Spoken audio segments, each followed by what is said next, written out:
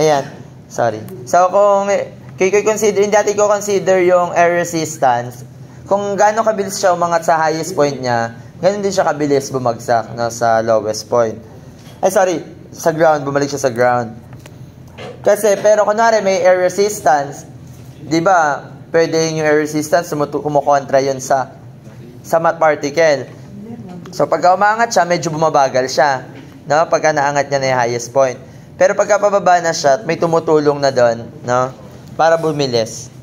Pero yun nga, since kinematics pa lang, so kung ano yung time ng pag-angat niya, so 10 seconds siya nag-travel paangat, so 10 seconds din siya pababa. So, initial velocity, meron tong V1, and then yung V2 natin, V1 is equal to yung nahanap, V2 is 0, kasi sa highest point, velocity to 0. No? So, substituting, BF is equal to VI minus GT. Yung final velocity, yan yung V2. And then initial velocity, V1 minus GT. So, yung final velocity, 0, V2. Initial velocity, V1 minus 9.81 times the time, 20 seconds. Wala namang units na hinahanap. So, ang unit na masasolve mo dito is meter per seconds. At, sorry, 10 seconds lang pala. No? So, magkano to? 98.1 meter per second. Pero kung yung feet per second, that is 322 feet per second. No? So, anong unit yung meter per second? Pag meter per second, that is metric. Kapag feet per second, English. Or yung metric SI din tawag dyan, di ba? Okay, next. How high did it go? So, gamitin nyo na lang yung formula. Ano mas gusto nyo yung formula? Yung S is equal to VIT plus minus 1/2 GT squared. Ang problema dito, kapag ito yung ginamit nyo, paano pag ito yung ginamit nyo? Kung mali ka dito sa velocity, mali ka sa S. Now, what if mali ka sa ganun? Kung yung isang formula naman, VF squared is equal to VI squared minus 2GS. Ito, yung given yung gagamitin natin. Final velocity 0. Di ba gagamitin natin from point 1 to 2 pa rin? So that is B2 squared is equal to B1 squared minus 2GS. Ang V2 natin 0. Ang VI natin, B1 ay gagamitin mo rin pala talaga siya, no? Pili na lang kayo kung saan kayo mas komportable. Oo, solve natin parehas. Minus, joke, may value pala yung VI. 98.1. And then, 2 by 9.81 times S. So, magkano yung S?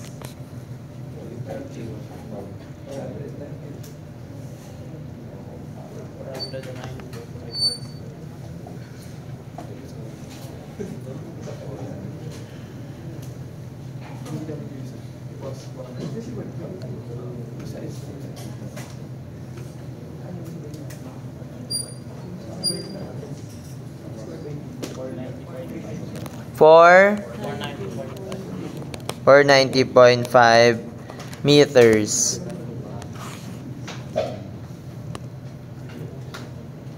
Ayan, yun yung high. And then, kung ito naman, S is equal to 98.1 times time, 10, minus 1/2 by 9.81 times 10 squared. So, magkano yung S? Parang parehas lang.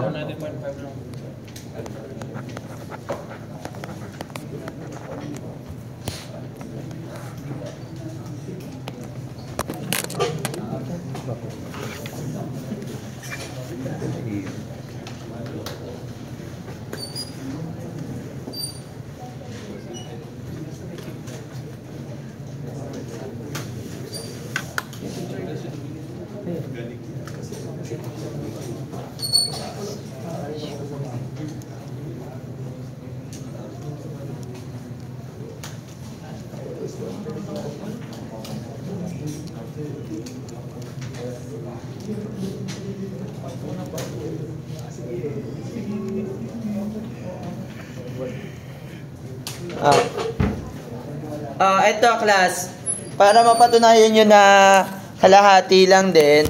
For example, ito yung naisip yung formula kanina, di ba? For example, ito lang ginamit nyo. Ayan. Di ba ang sabi natin, di ba initial point ito? Tapos magta-travel siya at a certain, pero yung distance travel niya, 20. Tapos hindi mo sure kung baka mamaya nagdududa talaga kayo na kung gaano kabilis siya umangat, yun din yung binaba niya, no? Eh di gamitin natin yung from point 1 to point 3. Pwede? Kasi nung bumalik siya, tama? O ano yung position niya? Ano yung S? Or yung displacement? Nung bumalik lang siya, 0, di ba? O, 0. Ano yung initial velocity? Yun yung hinahanap. Ano yung time travel niya? 20, di ba? Minus 1/2 by 9.81 multiplied by 20 squared. So, magkano yung V1?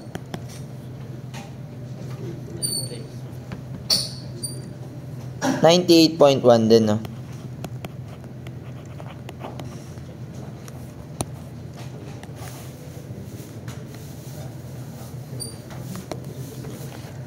Okay lang? Same lang, no?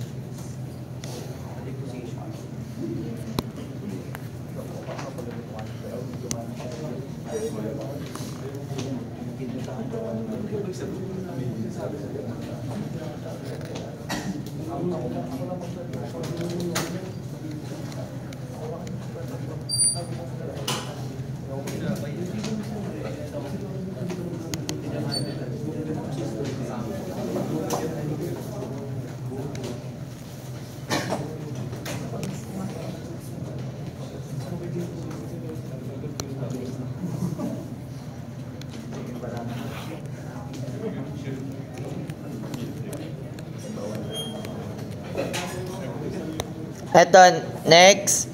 A stone is dropped from a balloon at an elevation of 300 meters. 2 seconds later, binato daw dito yung stone or hinage, dinrap lang, no? So, yung initial velocity niya dito, 0. No? Hindi man sinabi na may initial velocity. Ibig sabihin, dinrap lang siya. So, initial velocity niya, 0. 2 seconds later, so lagay mo dito yung time niya, T1. And then yung T2 natin, may hinagis tayo dyan na bato, na may velocity na 75 meter per second. So yung time niya dito, T2, siya yung babawasan natin, no? So yung time natin is equal to 1. Ay, ilang seconds ba? 2 seconds later, no? Ayan. No? So, kapag ganon, kung sino yung late, siya yung babawasan, no? Totoo naman, di ba? Sino yung late, siya yung may minus. No? Para mas madali yung siyang tandaan. Tapos, syempre, at a certain time, no? So, nag-time travel siya, ito, magta-travel to at a certain height. I-name na lang natin as S1. Ito, as S2. Ibig sabihin, no, magta-travel to.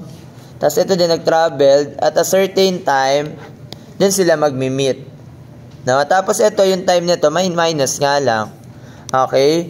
So, dito, S is equal to, ang formula natin, S is equal to BOT minus 1/2 80 squared. Ito para dun sa stone sa taas at 1. So, yung S1 natin is equal to ang initial velocity 0 minus 1/2. Ang acceleration natin is 9.81 times the time. Lagay mo na lang t squared. Tapos, yung point 2 naman natin, ang S2 is equal to VOT minus 1/2 GT squared. So, ano ibig sabihin nitong S na to, negative? Bakit nag-negative to? Kasi, below yung initial and final position niya, nasa ilalim ng initial position. So, ang S2 natin is equal to BO, that is 75. Ano yung time natin gagamitin? That is T minus 2 minus 1/2 by 9.81 times T minus 2 squared. Okay. So, ang gagawin natin, ano pa isa nating alam na equation? Ito. Yung sum ni S1 plus S2, that is equal to 300. So, S1 plus S2 is equal to 300. Dito, ang gagamitin mong sign is absolute value. Kasi tinama natin yung sign, no? So, yung numerical value lang yung kailangan natin dito, hindi yung sign. Kasi yung sign dito, nag-i-indicate lang siya ng position, no? So, ibig sabihin, ang S1 mong gagamitin is 1/2 by 9.81 multiplied by t squared plus, pakisubstitute si S2,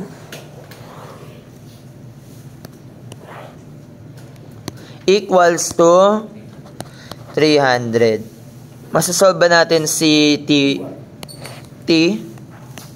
So, yung time na binitawan sila ay, ano ba yung tanong? When will the stone pass each other?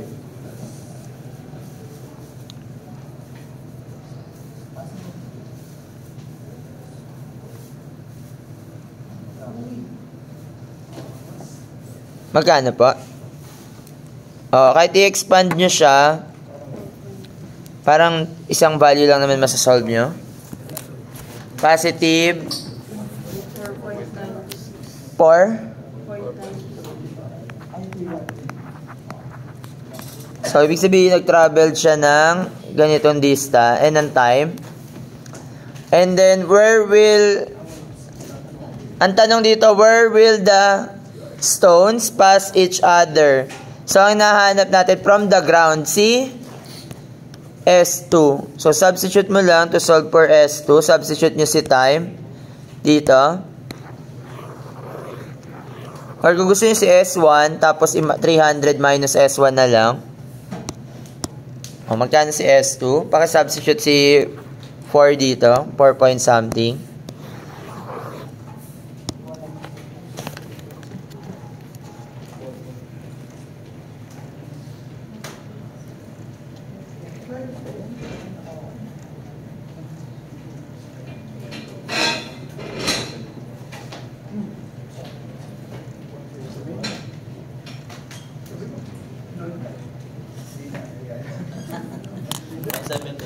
Magkano po? 179.04.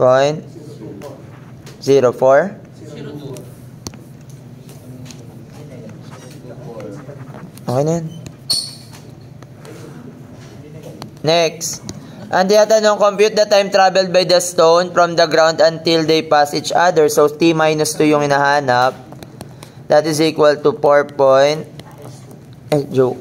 Minus 2 nga pala. Bakit hindi negative si S2? Kasi, di ba ito yun, initial point, nandito na yung final point. Nasa ibabaw na siya. Ito si S1, negative lang. Pero, since sabi nga natin, tinama naman na natin yung location niya, so positive numerical value na lang gagamitin yun, no?